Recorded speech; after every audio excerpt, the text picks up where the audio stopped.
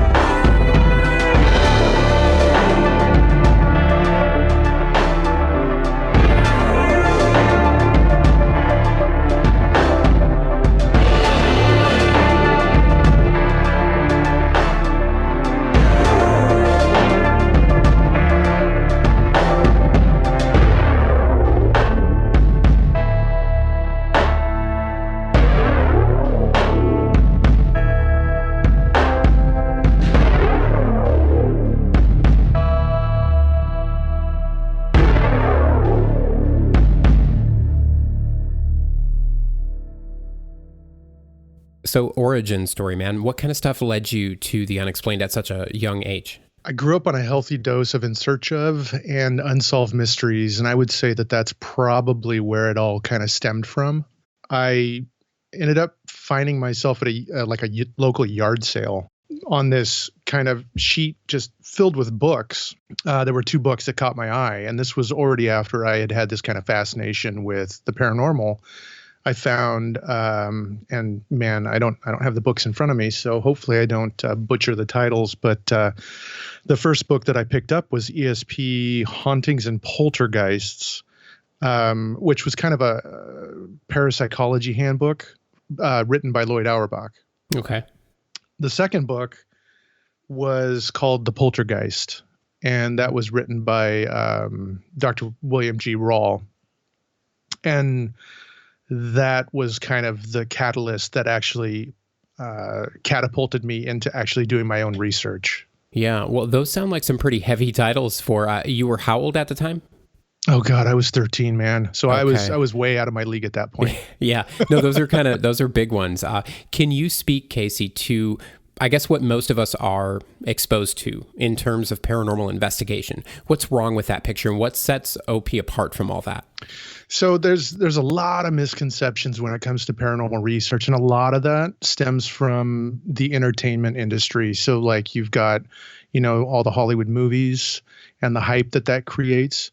And you also have a lot of the reality shows. And it's like, I try not to, badmouth the reality shows, but it's a very slippery slope, and it can be very dangerous because a lot of times you have these shows and the investigators are speaking in absolutes and in certainties and all of that stuff. And the problem with that is this entire field is theoretical. So when they're spouting off information as though it's fact, it can be very dangerous, especially when you have people that have an interest in the paranormal and want to get into the field. So rather than, going and looking for books like the two that I mentioned earlier by people who've been researching for 30, 40 years and even beyond, they're using the information that they've garnered from either TV or movies, and they're emulating it into their research teams. Or in this case, a lot of times it just ends up being a ghost hunting team.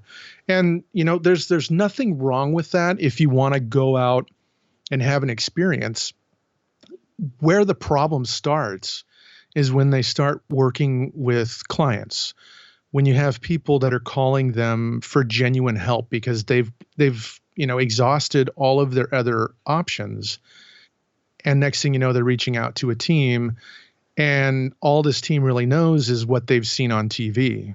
So they start spouting off information that isn't necessarily true, or they're afraid to give these people.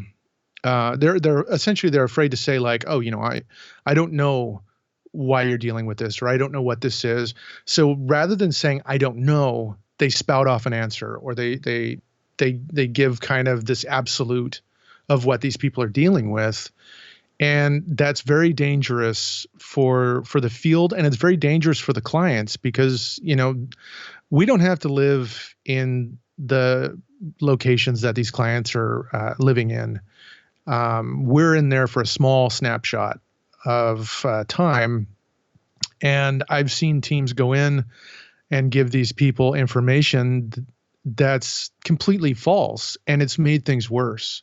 And I think that's where a lot of the problems start when it comes to paranormal research and the field in general. You were quoted in one of your videos saying that conversations about the paranormal are the new normal. Mm-hmm. And I would tend to agree because I've remarked on that before. I notice more people talking about this stuff today than, just a decade or two ago, or at least they're more open to it. Sure. And that's great. But first and foremost, people need good information, like you said. So what was the biggest factor for you deciding to be one of those sources of information people can turn to when they don't understand this other side? Well, honestly, when I first got into this, that wasn't even really my intent to work with, clients or anything. A lot of people kind of get into this either because they've had an experience or because they want to have an experience, or they want to see if there's anything to the stories that they've heard over the years and all that stuff. And I was kind of on the latter part. I wanted to see if there was actually anything to this. So essentially I did independent research by myself from, I would say about the middle of 1993 up until about 2006, 2007. And it wasn't until 2009 that I decided with a buddy of mine, Scott Riedel, who I co-founded Oregon Paranormal with, it wasn't until then that we decided, why don't we combine forces? Let's start an organization and let's kind of go out as a team and see what kind of research we could do. And that's kind of where it all stemmed. And next thing you know, we weren't just going to historical locations. All of a sudden, now that we had a .com and we had a Facebook presence, people could find us. And that's when the emails and the phone calls started rolling in. And that's when we started actually working with people. And about that time, I'd say about a year into us, as an organized group, we had to change our focus because we realized that this wasn't just about our fascination anymore. This was about helping people and giving them, as best that we could, give them some sort of an answer as to what they were experiencing. Mm-hmm. Yeah, no, I find that really interesting that you came in with that curious mindset of your own, and then it turned into wanting to help other people with what you're doing. That's pretty fascinating. And I look at two things on this show, unexplained phenomena and us. I think the two go hand in hand, and that's especially apparent with the paranormal. And so I spend time exploring both. So my question for you is, in all of, over the course of your investigations, have you found that you've learned more about yourself or the phenomenon?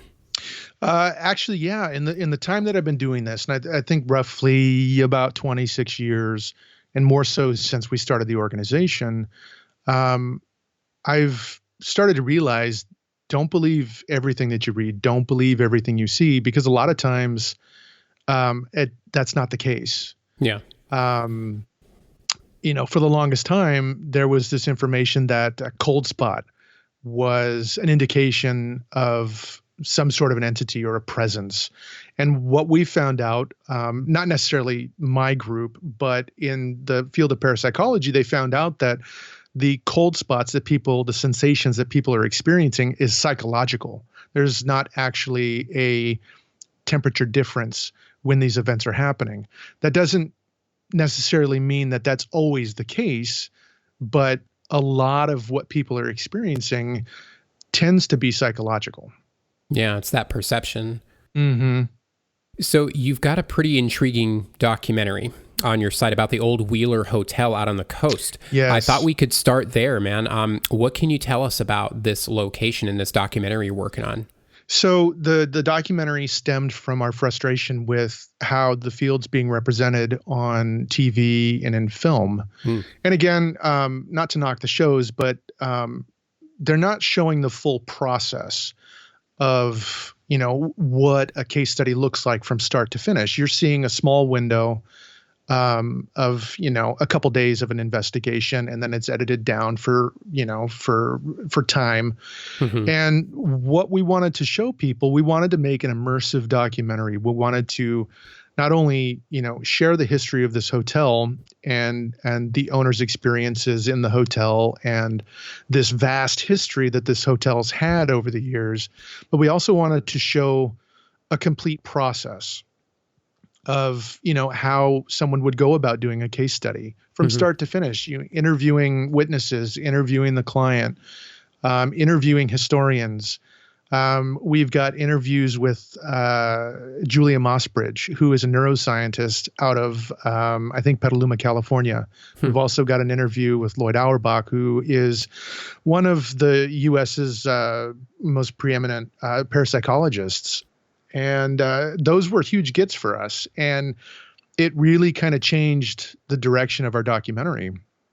And we really started to dig deep into, what it was we wanted to portray in this. So the origins of this happened about 3 years ago, just kind of sitting around a table and talking about it with a bunch of my close colleagues. And we all, brought something different to the table. So one of my colleagues, Neil McNeil, he studied under Lloyd Auerbach as far as, learning parapsychology and everything. So Neil started a business called Paranormal Studies Institute, where he teaches people the fundamentals of parapsychology. He offers a DVD on his site that's called Dark and Stormy Nights, and it's essentially introducing parapsychology to ghost hunters. And on one end, what he's trying to do is, trying to bridge that gap between the research community and the ghost hunters, because you'll notice on TV, ghost hunters will use terms like residual and intelligent haunts and matrixing. Well, matrixing is actually called pareidolia or apophenia, and intelligent haunts on TV are actually called apparitions. So we're dealing with the consciousness or essentially the consciousness of somebody after bodily death. And a residual haunt that they refer to on TV is just plain called a haunting. And these are all terms that were, set forth by parapsychologists 80, 90, 100 plus years ago. So we're trying to kind of bridge that gap so everyone's still using that terminology. Yeah.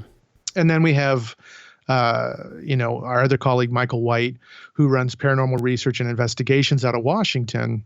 He comes from more of a technical background, and he likes to build experiments and look at, deeper issues like, do investigators actually manipulate the equipment they're using? We do a lot of work with psychics and trying to do remote viewing things and seeing how accurate those experiments can be, and if we can garner any sort of results to back up these claims. And then we've got a really good friend of mine, Ben Robison, who runs the Autonomous Studies of the Enigmatic and Paranormal, which is a mouthful.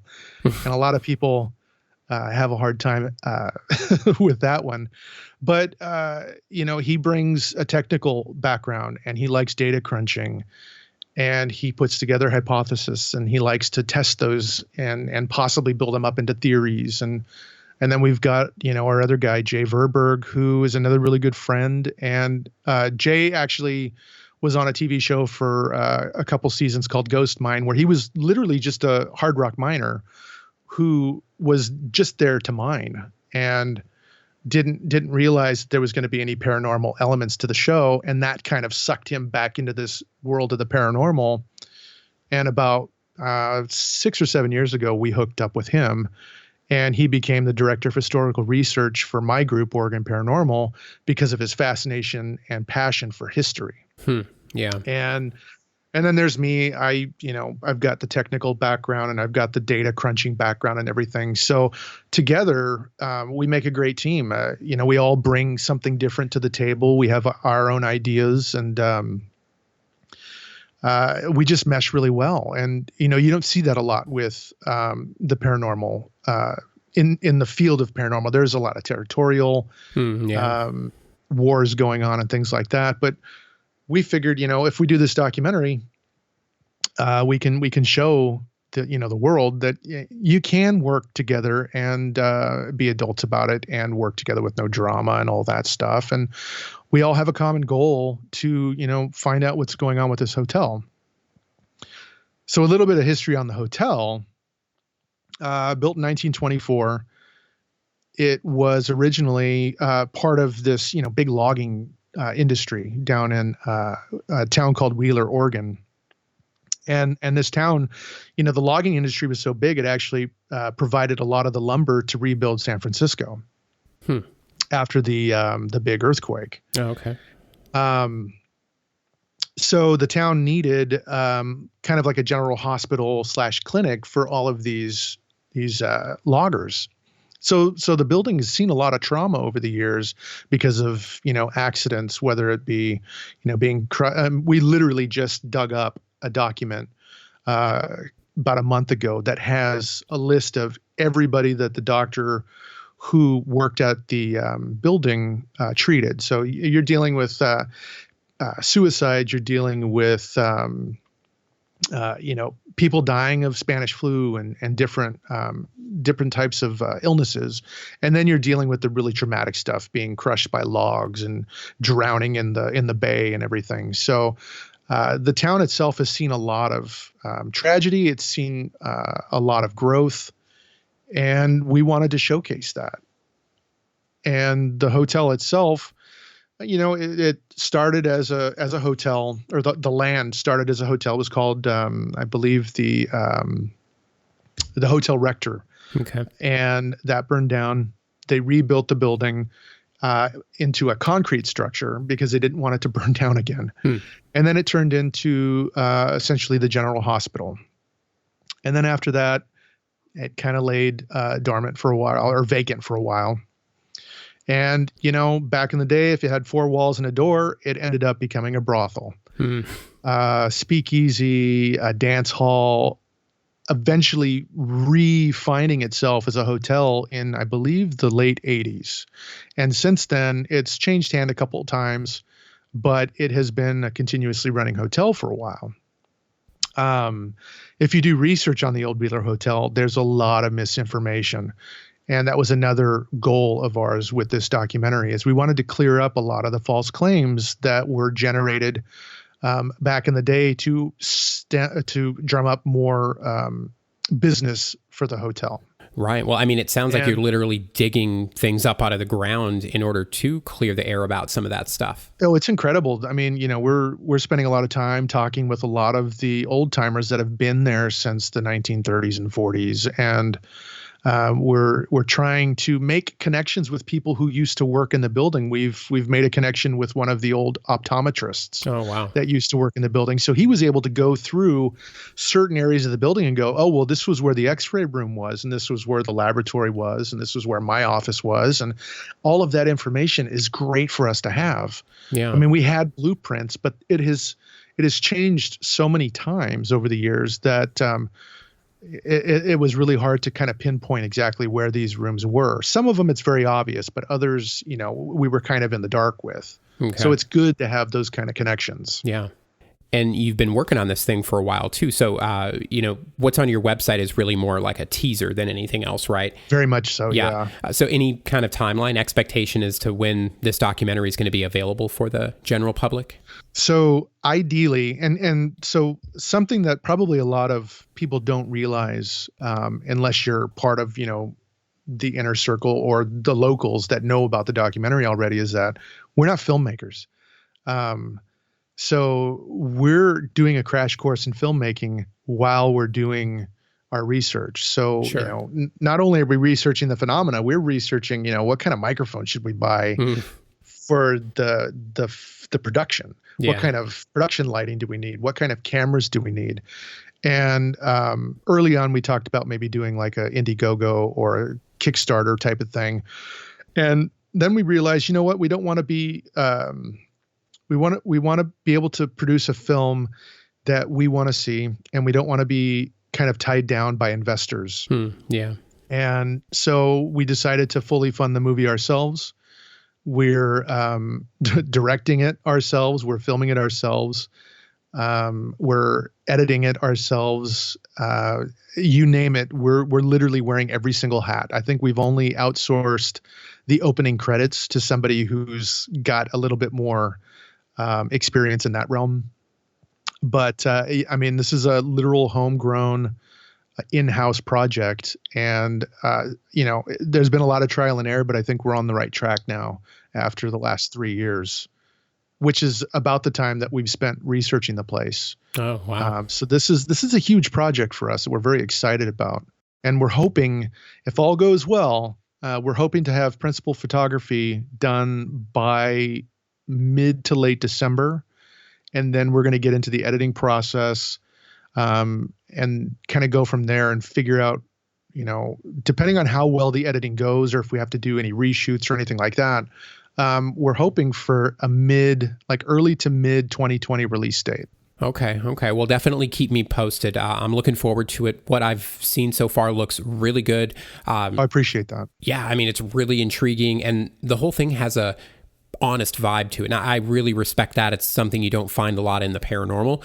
So well done there. Outside of the Wheeler, though, how often would you say you're involved in these investigations, Casey? Is this something you're doing every other weekend, or are you really just more like taking on only what you can? The latter. We take on only what we can. Yeah. And so when we first started, it was like, let's get out there. Let's do as many investigations as we can, because we felt like, the more we had, the more people would respect us and everything, or the more experience we would get. Sure. And then, we realized we can't give our clients 100% of our resources if we've got multiple cases going at the same time. So we cut our caseloads more than in half. I would say probably 3/4 to almost 80%, to the point where we're doing maybe 3 cases a year, because each case, at least with my group, can last anywhere from 6 to 8, maybe 9 months. And that's doing all the interviews, that's doing all the background history, that's doing all of the steps that we hope to showcase in the documentary. Working with structural engineers and electricians and things like that, so we can kind of we want to be able to give our clients a big picture of what it is we're looking for, because we're not only just looking for the phenomena, we're also looking to see if there's anything that could be causing any possible hallucinations and things like that.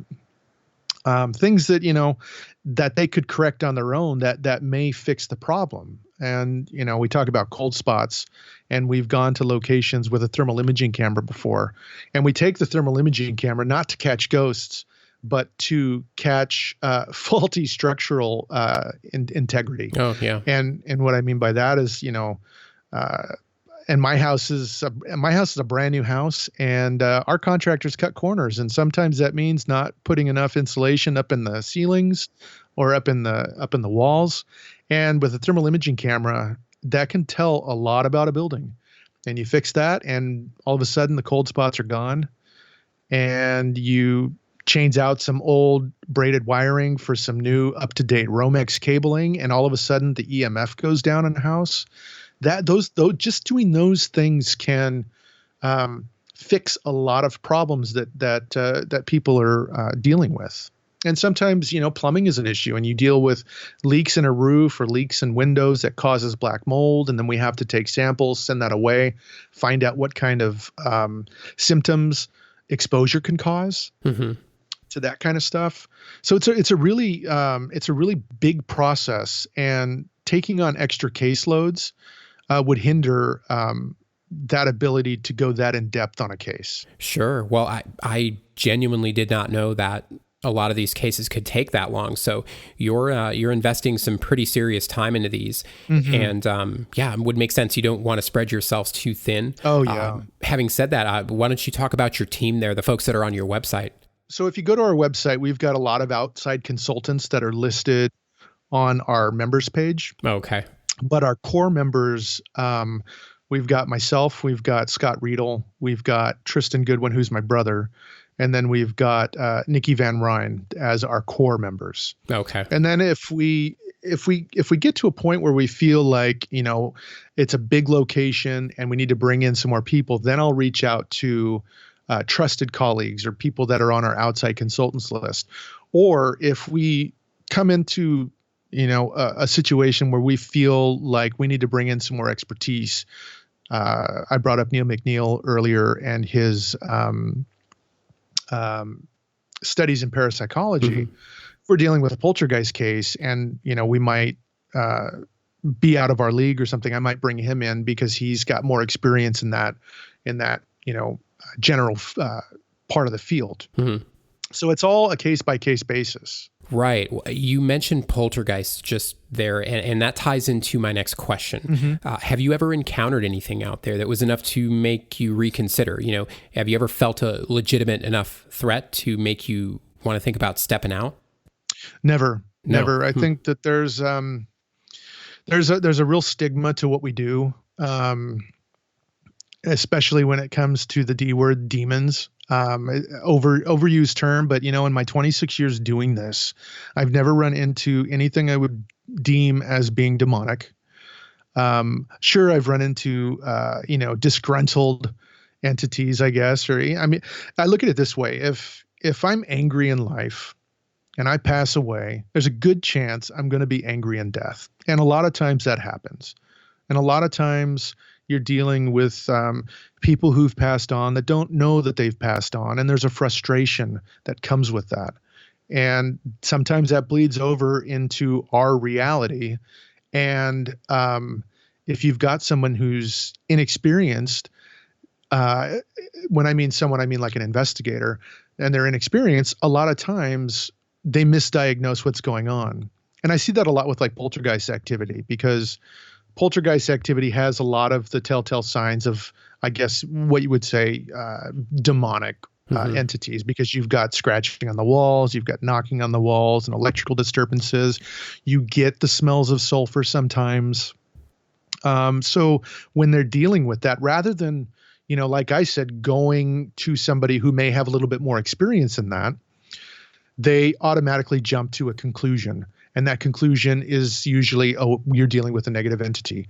And that's another reason why we wanted to do this documentary, is we wanted to showcase that people that people that are dealing with this, yeah, it's scary, but it's the fear of the unknown that's making it scary. It's not anything else.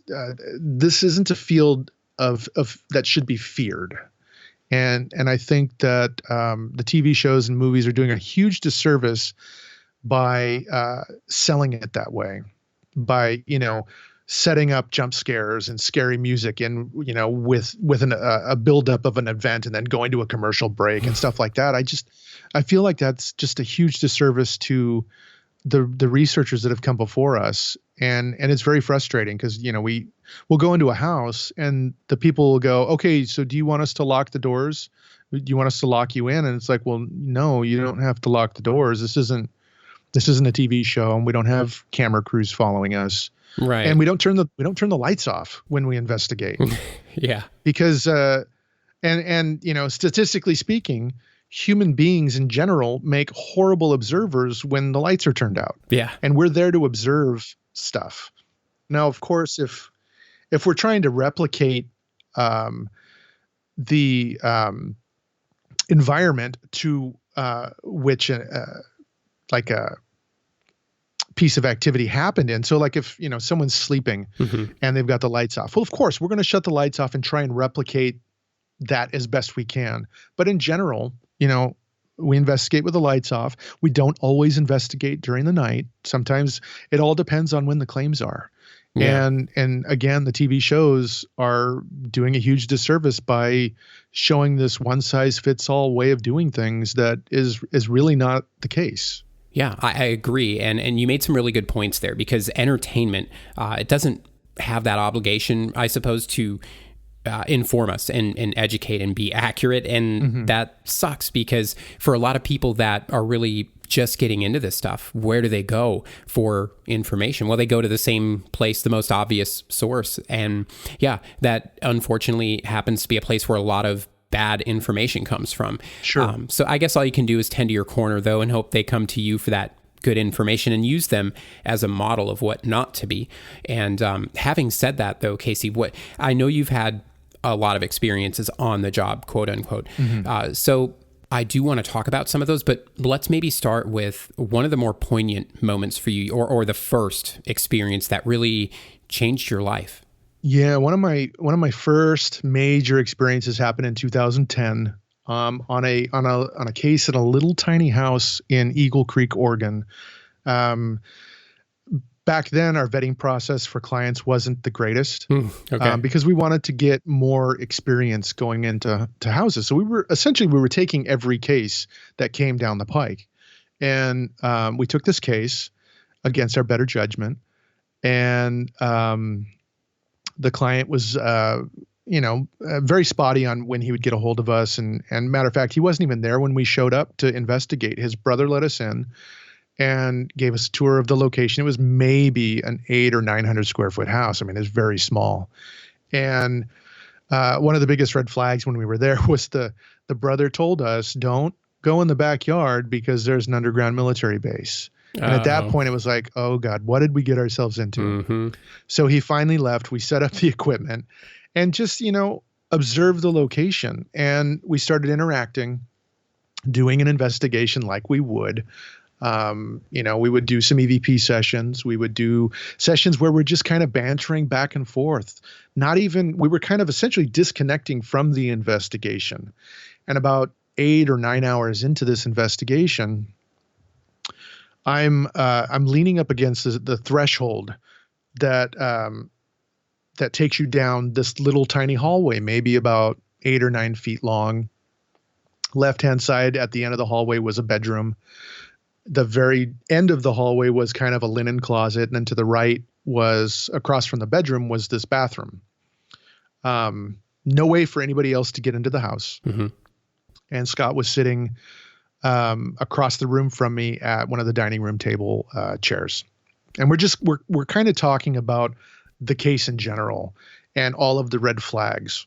And we'd been bantering back and forth for maybe about 10 or so minutes. And, our guard was dropped. And we were very relaxed. And we'd been there for a very long time already. And nothing had happened. And then all of a sudden, the room got heavy. And it was an instant. And I all of a sudden had this sensation that I was being watched from the other end of this hallway that was to my right. And then all of a sudden I can hear footsteps charging towards me. And not only did I hear them, I could feel the vibration in the carpeting. And as whatever this was passed through me or by me, this intense warmth and this static electrical charge. And then it was followed by an immediate drop in temperature. Now, again, the drop in temperature I would have originally associated as being a psychological thing. So this is where it kind of deviates and everything. So the beautiful part about this entire experience is we had multiple pieces of equipment running at that point in time. So we had a millimeter that was sitting down on the floor right next to me. And a lot of people don't realize, but the millimeter has a record feature. And at the time, it was recording the environmental EMF data as well as the temperature data. And we had multiple audio recorders rolling. And I think we had a couple other devices. But when the event happened, it was absolutely startling. But we immediately went back into investigative mode. And we tried to figure out what was going on. We started asking questions. Well, when we rolled back the audio, we had the sounds of the footsteps running towards me.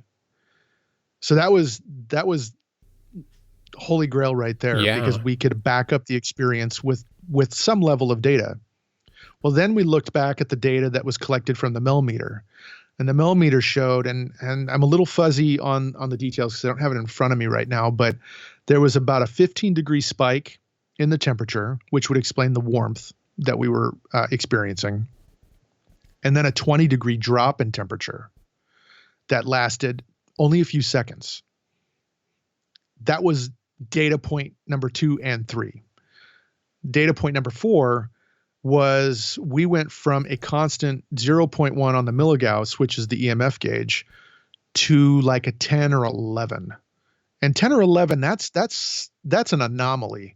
You don't usually get that stuff unless you're like right up on a electrical board or up against, a refrigerator. Yeah. Something man-made usually gives off that kind of a charge or that kind of a radiation. And so we had all this information, and that was kind of the catalyst for me that there really is something going on, and there is credence to the equipment we're using because it all recorded this event. Now, the only thing we weren't able to record was any visual activity aside from me jumping out of my skin and then going back into investigative mode. Well, you didn't really see anything. More, is that right? I mean, you felt it, you heard it, but there was no visual, right? Yeah, no, it was like, you walk into a room and then all of a sudden you feel like there's somebody else in there with you. Yeah. But that somebody else you can't see. And then it was just that running towards me. that was the unsettling part. Sure. To this day, we still rack our minds and we go back to that case. Unfortunately, we've never been back to the home because the home got demolished. But later on, we found out the reason why the original homeowner wasn't there to greet us was because he was in jail. No. So, so a lot of red flags, but then also a lot of validation. Yeah. So that I would say is probably my most memorable experiences. And that's kind of what has kept me going ever since. Yeah. And that was pretty early on, maybe about a year or so after you kind of started this whole thing. Yeah. Yeah. Wow. Because, you get to a point where, you're doing these investigations and about 95 to 96% of the time, you don't end up coming out with anything paranormal. Yeah. And that's fine. But, it's that 6 to 8 months that you're putting into the case to get a big fat goose egg. That's very disheartening sometimes. And that's a lot of reasons why you see so many teams pop up and then disappear over a matter of weeks or months, because it's not like what they see on TV. I mean, there's a lot of work that goes into this and a lot of disappointment. Got to get ready for disappointment because it's going to happen. Yeah. Well, that's an extremely good point. I guess what keeps you going then, man? I mean, is it, how have you been going at it this long? It's, it's the excitement. The thrill of uncovering, that needle in a haystack at the records department when you're looking for a death record to corroborate, what the clients told you or what your hunch may have been. Because in the state of Oregon, the people selling their business or their home, they don't have to disclose if something traumatic has happened at the residence or at the business unless it affects the form or function of the building. Interesting. So it's totally up to the discretion of the seller. And unfortunately, a lot of times these clients don't know. They don't ask those kind of questions when they're purchasing a building or a piece of land or something, because it's not something they think about until stuff starts to hit the fan and, now they want to learn about the history. So we always tell our clients, it's like, you can ask these questions. You're not always going to get an answer about that, but you can always find those needles. If you're willing to dig deep enough, you will find something that will allude to something that happened on the property at one point or another. Whether or not that's tied to what's going on is a completely whole other ball of wax, because we've done investigations where we've investigated a house where there was a suicide and the activity was, very active. And then we've gone to another location where a suicide took place and not a thing happened. So it's hard because the laws don't always apply to every location. Huh. That is really interesting. I'm new to Oregon myself. I just moved here late last year. So awesome. It kind of makes me wonder a little bit sometimes because as you know, man, looking at this stuff, these phenomena, they have this awareness and they look back at you and they reveal themselves if you're paying attention. And so it's that relationship there and it's that confirmation, that validation for me that something is there and we can have a personal connection with it if we want. And that's what keeps me at it. And it kind of sounds like that's the case for you as well. Yeah. Everybody wants to make that breakthrough. And that's also another thing that keeps us going. It's like, can we do something a little different on this next investigation that might garner results that we didn't get on the last investigation? Can we try a new experiment? Can we test out a new piece of equipment? Things like that we try to mix it up on every case that we do. And the beautiful part about working a case for 8 or 9 months is we have the opportunity to go back to a location. We look at our case log from the first investigation and go, okay, well, we tried this. That didn't get us any results. Now let's try this. And it really helps us. Well, you're working with people for such a long period of time too. You've got to be establishing some pretty amazing relationships along the way while you're doing that too. Oh yeah, we say that a case lasts anywhere from 6 to 8 months, but we never actually close a case. And what's nice is we get, I don't know, probably 2 or 3 emails every so many months, updates from our past clients.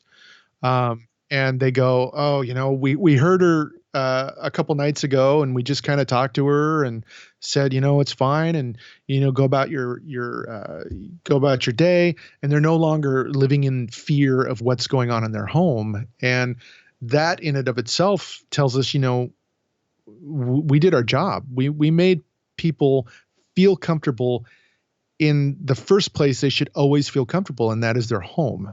Yeah, absolutely. I mean, that's a huge thing that you're doing for people. And, even if you can do that for one person, that's awesome. Oh, yeah. And, being able to do it for as many people as you have, to have that peace of mind, not being afraid of that other side, because I think we're taught to be afraid of it. Yeah, totally. Media and everything out there says, be afraid, go and watch this movie, but be afraid. So yeah. Yeah. I mean, even religions like that too. I mean, 100%. I remember when my mom first found out that I was getting into paranormal research, I was pretty young, and she ended up giving me this cross. Oh boy. Yeah. And it had been, I guess, blessed in some river in Italy and whatnot. And I remember putting it on. And of course, the first thing out of my mouth is, "Oh my God, it burns!" Of course, and she didn't appreciate that one bit. But I bet it goes to tell you that there's still that stigma when it comes to paranormal research because of what they've been taught by different religious institutions or what they've seen on TV. Yeah, some of that just doesn't allow them to consider it, and that's kind of sad. Yeah. The power of belief is a very, very strong thing. Very much. And a lot of times, even, we can go into a case and give them our honest interpretation of everything we experienced or everything we dug up. But trying to sway somebody's way of thinking sometimes can be very difficult. Yeah. And a lot of times, I'd say maybe about 30 or 40% of the time, we're not able to break a certain belief as far as the paranormal goes with some of our clients. Mm-hmm. Yeah, and you mentioned belief there, and that is a huge word in any of these subjects. And I'm sure some of your beliefs have shifted over time, looking at this stuff, learning more about it, as Sure. have mine. And I think that's pretty normal. Mm-hmm. But I also have to imagine that at least some of these entities would have some pretty profound knowledge, but they seem reluctant to share that with us. And, I don't know if that's them or us, but I ask anyways. Anytime I get a chance to talk to somebody like yourself that has way more experience with these things than I do, any of that information ever make its way to any of these beings ever share anything kind of secrets of the universe type stuff at all? I'm still waiting for that moment in time where I ask where the gold's buried and that they're going to, give up the location. Right. Unfortunately, no. At least for me, I haven't, received any information from beyond that would help give insight into anything aside from, what the person's name was or what they did for, an occupation or who they were missing. And there's been some times where they don't realize they're dead. And that seems to be a reoccurring theme a lot of the time is you get people that are very confused about, their situation. Yeah. I've heard that a lot, and this kind of confounds me. I struggle to wrap my mind around how, what I guess some of us can die and just not know and be completely unaware that we're dead. And this confusion can last for like decades or longer. It just doesn't make a lot of sense, especially when you compare it to other similar reports, other phenomena in general. But it's may just be the best theory we have right now. And if so, that really makes me wonder, is that in my future or yours? Possibly. And then how do you get out of a place like that? It's really hard to imagine, but right. I don't know. Maybe it is the case for some people. And, one of the interesting things that we've kind of uncovered over the years and the field of parapsychology talks about it a lot too, is when you're dealing with apparitions, they're not necessarily tied to a single location. You could see your aunt so-and-so, at a family function, and then again you can see your Aunt so and so at your home or at a particular store. They don't seem to be bound by this. I passed away here, Right. so this is the only place I can roam. The only time that we run into situations like that is when we're dealing with just a classic haunting. And again, going back to the TV shows, they refer to those as residual. But with a haunting, you're not actually dealing with a spirit. You're dealing with a recording that happened for whatever reason on the environment when that particular person was alive. So it's almost like you're looking at this window into the past. Yeah. How do you, when you approach these, they're obviously different than a spirit. So when you guys come in and okay, this is a haunting, this is not a spirit, what's different in your approach? What do you guys do to, I don't know, resolve, or is there really nothing you can do with something like that as it's, kind of just replaying itself? What do you do in that case? So with my experience, as far as hauntings go, the nice part about them is they're almost predictable. And what I mean by that is they tend to revolve around events, whether it's weddings, birthdays, time of death, a special occasion like a birthday or something like that, or some sort of a weird event that happened. I'll use this for a good example. There was a movie that came out in the 80s. It was a comedy called High Spirits. They of course muddy the rules a bit, but there's this event that keeps playing over and over again throughout the movie where they see this ghost murdering another person, or they see this person murdering another person. Mm-hmm. And if we were to look at that from a parapsychological standpoint or a paranormal research standpoint, not a movie, you're actually looking at something that happened back then. So what we do is, if we suspect that we're dealing with a haunting, we try to see if we can find the pattern, whether or not it's happening at a specific time of day.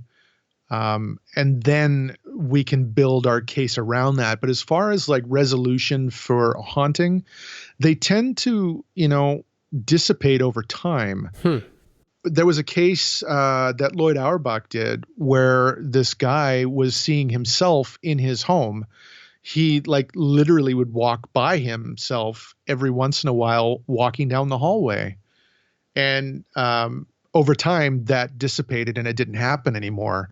But we're still trying to figure out, what are the environmental factors to why these events are being recorded? Is it because of, the geology under the building? Mm-hmm. Does it have to do with any sort of underground streams that could be charging the environment? Does it have to do with weather patterns and things like that, or the mood of the particular person at that time? There are so many different factors that we're trying to, figure out. And it can be very difficult at times. I bet. What is upcoming here for you, Casey? I know you're working on a lot of projects right now, a lot of things in the works. What's next for you, man? Yeah, so we, me and the colleagues that are working on the documentary, so Neil McNeil, Michael White, Ben Robison, and Jay Verberg, and myself, we do a annual event called the Paranormal Boot Camp, and essentially it's for paranormal enthusiasts and ghost hunters and paranormal researchers. And what we do is we offer 4 or 5 different courses depending on the time of year. And if we have a location to investigate, what we'll do is we'll sit them down and we'll give them kind of a brief history of parapsychology and paranormal research as one course. And then we offer a couple different courses. Actually, you know what? Let me bring that up. It'll be better rather than me just saying, I don't know. Yeah, no problem. That's cool that you do that though. I had no idea. That's amazing. It's a fun event, and it's where is this at, by the way? It all depends on the location. So okay. we did 3 boot camps at the old Wheeler Hotel.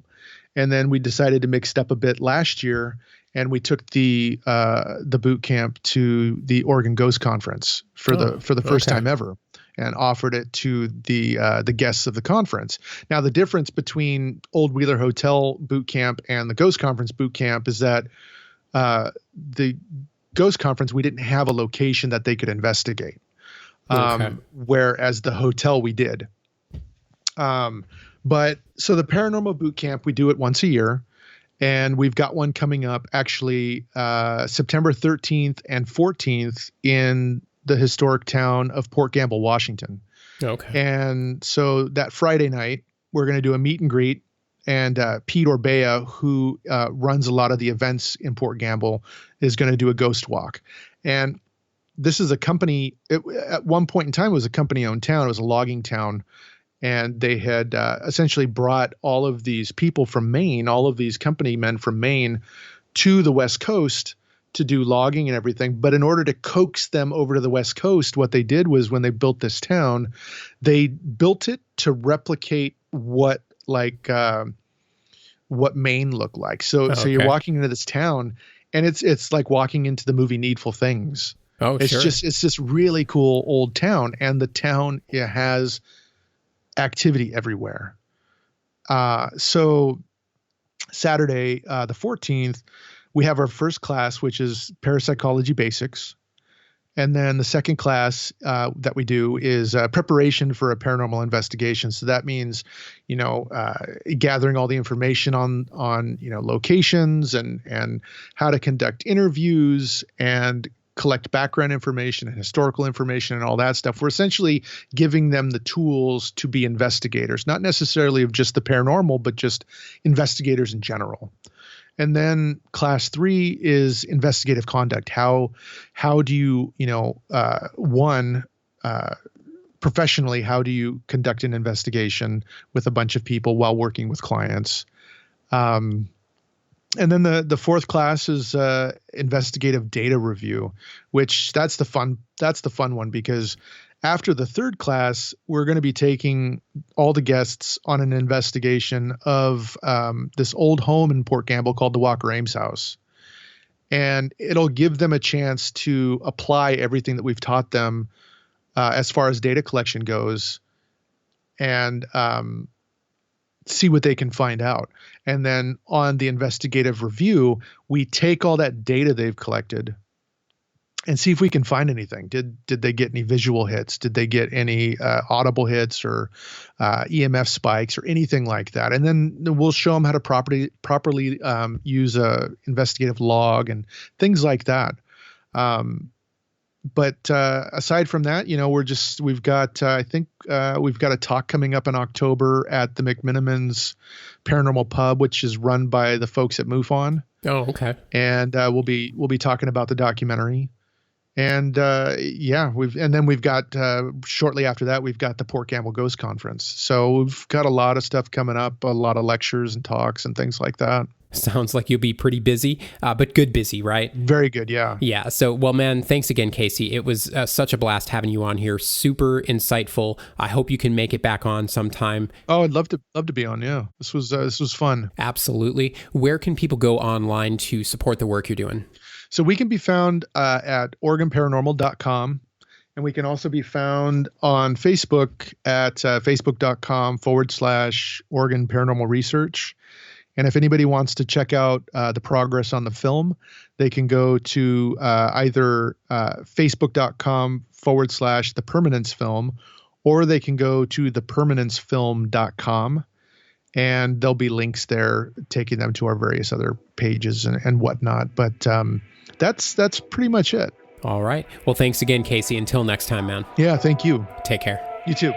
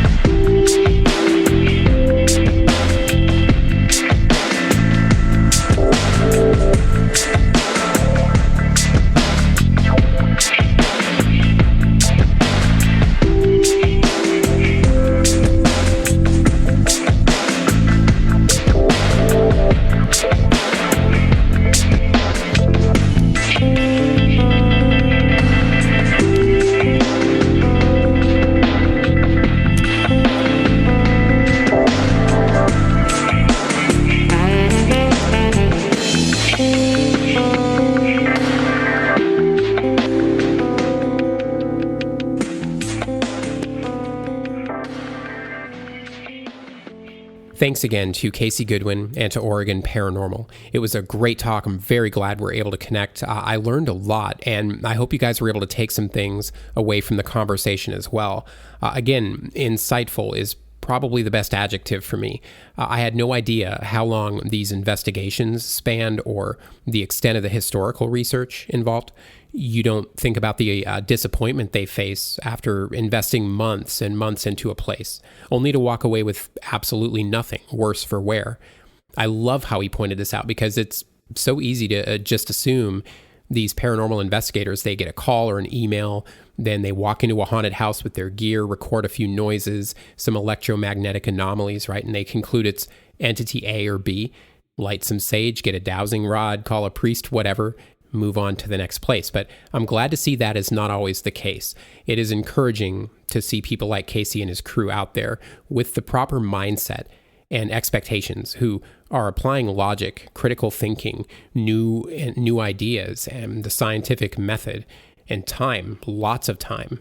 And yeah, coming up empty-handed repeatedly is disheartening. Nothing quite tests your resolve like that, and you learn your own true motivations pretty fast. And if you're not in it to play the long game, then you're going to be one and done. There's no way to feed instant gratification with these topics. I'm afraid it doesn't work that way. It's kind of like a massive dig site, and you start off alone with a spoon, but you can develop better tools as you go and develop a better sense where to look and where not to look. You keep digging and you keep discovering one little revelation after another. And of course, we probably shouldn't be expecting to unearth entire lost cities or civilizations on, all by ourselves, especially with the time we have. No, I mean, it's a collaborative effort that's going to take quite a few generations, I think. And who knows, we may never even get there. Maybe the answers are simply unattainable. Maybe our species will finally do ourselves in before we even get that chance. Once again, you've got to have your own reasons, and they better be good enough to sustain you through the vast majority of the time you spend not getting those direct answers. And I might be making it sound worse than it is here. It's not hopeless. It's just a matter of pacing yourself and being realistic. Besides, I think it's awfully arrogant of us to expect or demand answers from a phenomenon that we don't understand, and clearly it has its own thing going on anyway. And what's worse is we posture like we somehow actually know, and speaking in absolutes, exploiting the phenomenon for money and popularity. And as if that's not bad enough, they're going all in, guys. They are betting the house that you and I are too stupid to discern fact from fiction. There's no oversight in terms of fact-checking when it comes to entertainment in the media, right? I mean, maybe there used to be, but I think most of us are pretty well aware that that time is long since past. And it's anything goes now, man. It's Thunderdome out there, so best to keep your wits about you. And remember, there are real encounters. There is precedence. But if you dig through the trash, you're going to get trash. And if all you're willing to do is turn on the TV or feed on all the clickbait, that's fine. I'm not judging here, but adjust your expectations and your humility accordingly. Casey brought up a good point about people who just kind of can't admit they don't know, and I want to address this real quick. What are we really afraid of? It's not a contrived reality show. It's not a movie, the scary story that your older brother or sister or friend told you, or a book that you read. It isn't monsters. It's not even being alone, or death for that matter. Nothing poses a greater threat to our psyche. Nothing strikes as much primal fear in us as the unknown. We are our own worst enemies in this respect, because that instinct of ours may be really great for survival, but it's also what stands between us and knowledge. I think after today, thanks to Casey, we have a little bit more of that knowledge we can each carry with us as we continue to dig deeper. And I don't know about you, but I'm awfully curious what I will find next. And that is it for today's episode. Once more, it was my pleasure to have you guys. Please rate the show on Apple Podcasts, leave us a review if you can, and follow us on Spotify. Check out the Aether Podcast Facebook page, and make sure and follow Aether_show on Instagram. Thanks again, everybody, for joining me in the Aether. We'll see you next time.